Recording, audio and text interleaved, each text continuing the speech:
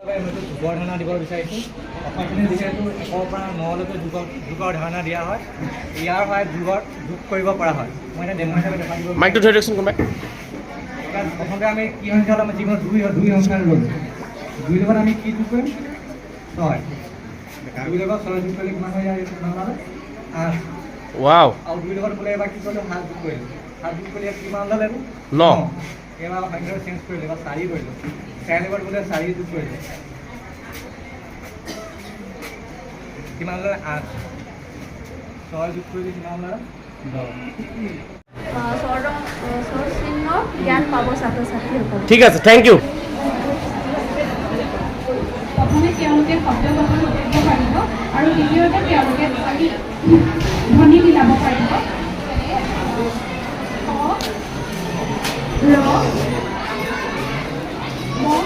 ধুনীয়া ধুনীয়া হৈছে, ধুনীয়া, বঢ়িয়া।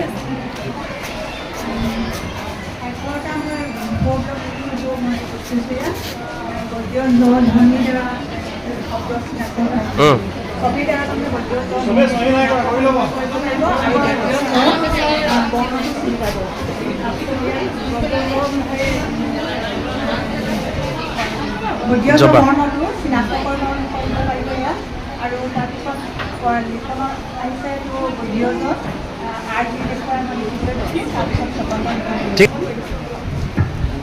মই প্ৰথম শ্ৰেণী স্বৰবৰ্ণৰ কাৰণে এইটো বনাইছোঁ TLM। আৰু ইয়াত স্বৰবৰ্ণ লগতে এইফালে দিলে আমি স্বৰচিহ্নখিনি আৰু স্বৰচিহ্নৰ যুক্ত শব্দ কেইটামান তেনেকৈ শিকাবলৈ মালা প্ৰতিটো স্বৰবৰ্ণৰ যুক্ত শব্দ স্বৰচিহ্নযুক্ত শব্দ আপুনি চিনাক্তকৰণতো ব্যৱহাৰ কৰিব। সুন্দৰ, ধুনীয়া এটা TLM। শব্দ ভাণ্ডাৰ বৃদ্ধিৰ কাৰণে প্ৰথম এইটো হোৱাইট ব্লেক, তলত আছে ব্লেক, ধৰক ছাৰ ধৰক। এইটো হেপ্পী এণ্ড ধুনীয়া ধুনীয়া, কৈ দিয়ক, দেখাই দিয়ক, দেখাই দিয়ক। এইটো আপ ডাউন, এইটো মাংকিটো আপ তলত আছে, ওপৰলৈ যাবগৈ আপ হৈ যাব। ডাউন, এইটো স্মল এণ্ড বিগ, স্মল হৈ আছে, এই পেকেটটো খুলিলোঁ, এইটো কি হৈ গ'ল? বিগ হৈ গ'ল। আকৌ দবাইলে স্মল হৈ গ'ল।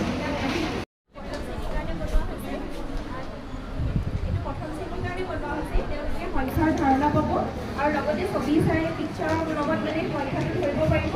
আৰু যদি আমি এইখিনি উলিয়াই দিওঁ তেতিয়াহ'লে তেওঁলোকে নিজে গণনা কৰি কোনটো সংখ্যাৰ লগত কি হ'ব তেওঁলোকে নিজে ইয়াত মেথ গেম হিচাপে ব্যৱহাৰ কৰিব। বঢ়িয়া, থেংক ইউ। প্ৰথম শ্ৰেণীৰ সংখ্যাৰ আগৰ বিচাৰিছিলোঁ, সেয়া তেওঁলোকে খেলি তেনেকৈ ভাল পাব বুলি মই এনেদৰে বনাইছোঁ। ঠিক তেনেকৈ ইয়াত তেওঁলোকক কৰিবলৈ দিওঁ যদি আঁতৰাই থওঁ তেওঁলোকে কিন্তু 2ৰ আগৰ সংখ্যা কোনটো বুলি যদি তেওঁলোকক কওঁ তেতিয়াহ'লে ভৰাই দিয়া বা যি কি নহওক, ইয়াৰ 1টো দিয়া হৈছে, এটা ইয়াত ঘূৰণীয়া কৰা হৈছে। 1টোৰ ভিতৰতে এটা আখৰ লিখা আছে, ধুনীয়া। আৰু এইফালে 4টো উলিয়ালে মানে 4, ঠিক তেনেকৈ 6, 8, তাৰপিছতে 10। মানে স্পীকাৰ দিলে চেপবিলাক কেনেকুৱা ধৰণৰ, ধৰক 3-কোণীয়া, ঘূৰণীয়া, 4-কোণীয়া তেনেকুৱা ধৰণৰ এটা পখিলা কলাজ বনাই দিছোঁ। আৰু ল'ৰা ছোৱালীবিলাকে 4-কোণীয়াটো কোনটো ইয়াত বিচাৰি উলিয়াব, 3-কোণীয়া কোনটো বিচাৰি উলিয়াব, ঘূৰণীয়া কোনটো বিচাৰি উলিয়াব। আৰু লগতে ইয়াত সংখ্যাৰ ধাৰণাটো ধৰক 4-কোণীয়া কেইটা আছে, ঘূৰণীয়া কেইটা আছে, 3-কোণীয়া কেইটা আছে, এই সংখ্যা ধাৰণাটো তেওঁলোকে লাভ কৰিব পাৰিব। আৰু লগতে তেওঁলোকৰ সৃষ্টিশীলতাৰ মনোভাৱো গঢ় লৈ উঠিব। সুন্দৰ, মানে পেলনীয়া, বুজিলে? সংখ্যা গাণিতিক সংখ্যাৰ যিটো প্ৰক্ৰিয়া হ'লে চাই লৈ নতুন হ'ব, আমি ধুই আনিছে ছাৰ। সংখ্যাটোৰ লগত ইয়াৰ ছবিটোৰ লগত সংখ্যাটো টেলি কৰিব, যদি ভুলকৈ দিয়ে তেতিয়া শুদ্ধ কৰিবলৈ সুবিধা হ'ব। সুন্দৰ সুন্দৰ, গোটেই সংখ্যাকেইটা এনেকৈ আছে। তাৰপিছত এই গিলাচখিনি ৰাখি লৈ একাঠি সময় সজাব পাৰিব সৰুৰ পৰা ডাঙৰলৈ। ধুনীয়া। সেইটো হ'ল। তাৰপিছত 9লৈকে যুগৰ যিটো ধাৰণা, 9লৈকে এই গিলাচকেইটাত লিখা আছে ইয়াত অপজিট চাইডে 8, 9লৈকে। ইয়াত যোগফলটো 9লৈকে আছে মেক্সিমাম। গতিকে কোনটো যোগফল কিমান হ'ব ইয়াত দিখিনি বহাই কিনি তাৰ উত্তৰটো তেওঁলোকৰ শুদ্ধ হৈছে অশুদ্ধ হৈছে শিক্ষকে মূল্যায়ন কৰিব পাৰিব। তাৰপিছত এইটো ঠিক একেধৰণৰ ধাৰণা দিব বিচাৰিছিলে। এফালে 1 2 3 4 লিখি থৈ দিছোঁ, সৰু ডাঙৰ সজাব পাৰিব। যদি কেনেবাকৈ ভুল কৰে এইফালে গণনা কৰি কোনটো বেছি হৈছে কোনটো কম ঘূৰাই দিয়কচোন, চাৰ প্লেটখন ঘূৰাই দিয়ক, ফ্ৰণ্ট মুখফালে ঘূৰাই দিয়ক, কি লিখা আছে এইটো চাই লওক। এইফালে সংখ্যা আছে সুন্দৰ। আগৰ আৰু পাছৰ সংখ্যাৰ ধাৰণা পাব পাৰিব। ঠিক আছে, আগৰ আৰু পাছৰ সংখ্যাৰ ধাৰণাৰ কাৰণে আপুনি টুৱেলেম ব্যৱহাৰ কৰিব। আপুনি এটা দেখাই দিয়কচোন অকণমান। এইটো আগৰ, 1ৰ আগৰ 0, তাৰপিছত 1ৰ পাছৰ 2 হৈ গ'ল। ঠিক আছে, থেংক ইউ। এনেকৈ ইয়াত 1 2 3 4 আচলতে 1 2 3 4 লিখিব লাগিছিলে, 1 2 3 4 লিখিব লাগিছিলে, কিন্তু মই মানে ফৰ্ম বুলি 1 2 3 4 লিখিছোঁ। তাৰপিছত ইয়াত মানে এইবিলাক 1 2 ফুট দিয়া আছে এনেকৈ, এতিয়া ছাত্ৰ ছাত্ৰীবিলাক তাহাঁতি নিজে কাউণ্টটো কৰিব পাৰিব আৰু তাৰে নহয় নিজে হিচাপ কৰি পিনে যোনটো য'ত ভৰাব লাগে ভৰাব আৰু বেলেগৰ পানী ইয়াত ভৰাই দিব। ধন্যবাদ বাইদেউ, ধুনীয়া এটা টুৱেলেম বনাইছে। মই এইটো অপাৰেশ্যনেল মেথ প্ৰেক্টিচৰ অন্তৰ্গত যোগ আৰু বিয়োগটো প্ৰেক্টিচ কৰিবৰ কাৰণে মই এখন আহিলা প্ৰস্তুত কৰি আনিছোঁ।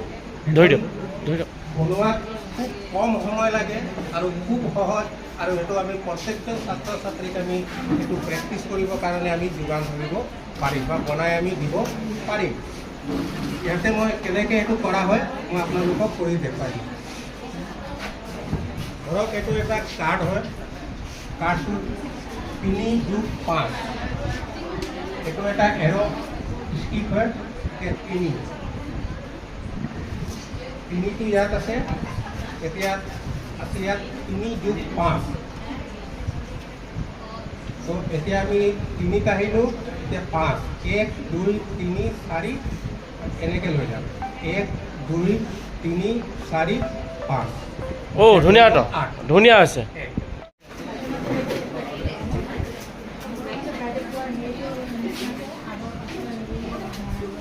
ঠিক আছে।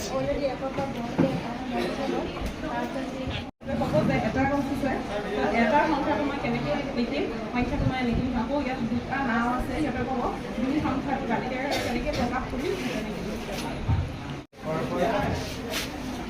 1ৰ পৰা 9লৈকে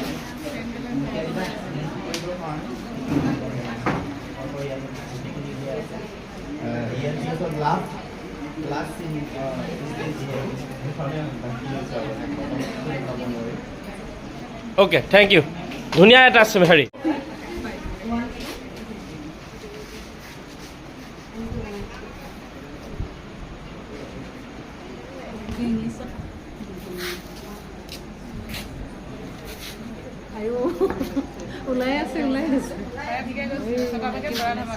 ছটা পেকেট, এইটো এটা বৰা ধামাকা চব দেখিলে। গুৰুত্বপূৰ্ণ প্ৰতীক চিহ্নকেইটা মই যিহলা কাঠেদি মানে দেখুৱাবলৈ চেষ্টা কৰিছোঁ, যাতে ছাত্ৰ ছাত্ৰীবিলাকে সহজে বুজি পায়। কাৰণ ছাত্ৰ ছাত্ৰীবিলাকে যোগ বুলি কোৱাৰ লগে লগে সিহঁতে বিয়োগ চিনটো দেখুৱাই দিয়ে কেতিয়াবা, আৰু বিয়োগ চিনটো দেখুৱাব। ইয়াৰ লগতে মন ধাৰণাটো ল'ৰা ছোৱালীয়ে পাব, আৰু কবিতাটো যিটো আছে আমাৰ পাব 1 1 1 আমাৰ নাম 1, সেই কবিতাটোৰ জৰিয়তে মৌখিক বিকাশো হ'ব। আৰু ইয়াতে লগতে এইখিনি সংখ্যাৰ কাৰ্ডো ভৰাই দিছোঁ, সেইখিনি ছাত্ৰ ছাত্ৰীক দি TLMটো তেনেকৈ তেওঁলোকক এইখিনি কি সংখ্যা বলা তাৰ পৰা উলিয়াই দেখাব পাৰিব। ধুনীয়া ধাৰণা দিবলৈ ওলাইছোঁ। অলপ আগতে বাইদেৱে 1ৰ পৰা 9লৈকে দিলে, এনেকৈ মই ছাত্ৰ ছাত্ৰীক প্ৰথমতে দেখুৱাম। ইয়াত বটলটো কি আছে, অলপ ভৰ্তি হৈ আছে, এইটো কি আছে ভৰ্তি হৈ আছে। আকৌ এই তৃতীয়টো দেখাম, তেওঁলোকে আহি ক'ব যে মই চুই চাব দেখিব যে এনেকুৱা বটলটো খালী খালী মানে কি গণিতৰ ধাৰণা শূন্য বুলি এইটো 1ৰ পৰা ইয়াত 5লৈ সংখ্যাবোৰ আছে, আৰু ইয়াত চিহ্নবোৰ আছে। চাই পেলাই তেওঁলোকে গণিতৰ সংখ্যাও শিকিব পাৰিব যে ইয়াত 4টা আছে, গতিকে 4টো কোনটো হ'ব চিহ্নটো দেখুৱাই তেওঁলোকে চিনাক্ত কৰিব পাৰিব। কাৰণে বনাই দিছোঁ। ইয়াতে 1 হ'লে ইয়াৰ পৰা 1 বিচাৰি আনি জমা দিব। ইয়াতে 1 সংখ্যা দেখাৰ লগে স্কুলত আমি সংখ্যাৰ চিনাক্তকৰণৰ বাবে ইয়াৰ পৰা বস্তু 1টো দিয়া ইয়াত থ'ব মানে। ঠিক আছে। সংখ্যাৰ ধাৰণা দিবলৈ ছাত্ৰ ছাত্ৰীসকলে বনাবলৈ জাষ্ট লগাই আনিছোঁ, সময়টো একেবাৰে নাই, সেইকাৰণে এইকেইটা আনিছোঁ। সাধাৰণকেইটা বনাই ছাত্ৰ-ছাত্ৰীক আগৰ পাছৰ পৰীক্ষাটো সাধাৰণতে ছাত্ৰ-ছাত্ৰীক খুব কৰে, গতিকে এনেকৈ দেখালে তেওঁলোকৰ ধাৰণাটো চিৰস্থায়ী হ'ব বুলি ভাবি মই বনাই আনিছোঁ। এনেকৈ ওপৰত লিখা থাকিব, এইটো আগৰ সংখ্যা, এইটো পাছৰ সংখ্যা, এইটো আমি এনেকৈ টানি কিনে দেখুৱাব পাৰিম। এইটো 3, মাজত 4 আছে, তাৰ আগত 3 আৰু পাছত 5 আছে। ধুনীয়া ধুনীয়া। প্ৰথম শেষতা বৃদ্ধিৰ বাবে প্ৰথম শ্ৰেণী আৰু দ্বিতীয় শ্ৰেণী দুটাৰ বাবে ক'ম বুলি ভাবিছোঁ। বৰ্ণটো পৰিষ্কাৰ হ'ব আৰু তাৰপিছতে বৰ্ণৰ সৈতে যিখিনি সংযুক্ত যিখিনি শব্দ, সেই শব্দখিনি তেওঁলোকে পঢ়িবলৈ চেষ্টা কৰিব। এইটো যিহেতু ক বৰ্ণ আৰু এইটো কৰ লগত এইটো ছবিটো BLMটো চাই ক'ব পাৰিব যে এইটো এটা কুকুৰা হয়, আৰু কুকুৰাৰ লগত প্ৰথম বৰ্ণটো কি হয় সেইটো যিহেতু তেওঁলোকে বুজি পাব, তাৰ লগত যিখিনি শব্দ কৰ বৰ্ণৰে যিখিনি শব্দ হয় সেই শব্দখিনি পঢ়িবলৈ চেষ্টা কৰিব। ধুনীয়া। ধাৰণা লাভ কৰিব আৰু লগতে মানে চিনাক্ত কৰিব পাৰিব যে কোনটো বস্তু ওখ আৰু চাপৰ। ইয়াত আমি বটলৰো ব্যৱহাৰ কৰিব পাৰোঁ আৰু অন্য পেঞ্চিল বা চক পেঞ্চিলৰো ব্যৱহাৰ কৰি এই ধাৰণাটো আমি ছাত্ৰ ছাত্ৰীসকলক শিকাব পাৰোঁ। মই ল'ৰা ছোৱালীখিনিক এইখিনি আমি যেতিয়া শিকাইছোঁ স্কুলত 1ৰ পৰা 10লৈকে সংখ্যা শিকালোঁ, গণনা কৰি তেওঁলোকে ইয়াত লিখিব। আৰু এইটোৱে তেওঁলোকৰ কাৰণে মই মানে ইয়াত ঠাইটো এৰি দিছোঁ, তেওঁলোক যে এটা বল 2টা বল তেনেকৈ কৰি গণনা কৰি ইয়াত লিখিব। এইটোৱে মডেল। ছাত্ৰ-ছাত্ৰীসকলে 1ৰ পৰা 9লৈকে সৰু আৰু ডাঙৰ সংখ্যাৰ ধাৰণা পাব। এনেকৈ কৰি গৈ থাকিব লাগিব। 1 আৰু 2 ইয়াৰ ভিতৰত ডাঙৰ কোনটো বা সৰু কোনটো এনেকৈ ক'ব পাৰিব শ্বিটকেইখন চাই। ঠিক আছে, ধুনীয়া। ধাৰণা দিবলৈ BLMটো প্ৰস্তুত কৰিছোঁ। ইয়াত এডাল ফিটা আছে, ফিটাত সৰু সৰু কিছুমান মাছ আছে আৰু এটা ডাঙৰ মাছ আছে, সেইকাৰণে ইয়াত লিখি দিছোঁ ডাঙৰ মাছটো পোৱা অহা। অ'কে। ইয়াত ধৰি লওক মই সুধিব পাৰিম যে কেইটা মাছ আছে, চোৱাচোন 1, 2, 3, 4, 5, 6, 7। এতিয়া 7টা মাছৰ পৰা যদি আমি ডাঙৰ মাছটো 3টা মাছ খুৱাই দিওঁ কেইটা থাকিব? এটা খালে, 2টা খালে, 3টা খালে, কেইটা থাকিলে? 1, 2, 3, 4টা। আৰু সেইখিনিকে আমি কৌশল অনুশীলন কৰিবলৈ ইয়াত মই এখন প্ৰেক্টিচ বৰ্ড হিচাপে লগাই দিছোঁ। ইয়াত তেওঁলোকে সেইটো বস্তু লিখিব পাৰিব, যেনেকৈ ইয়াত 7, 2, 3 = 4 আৰু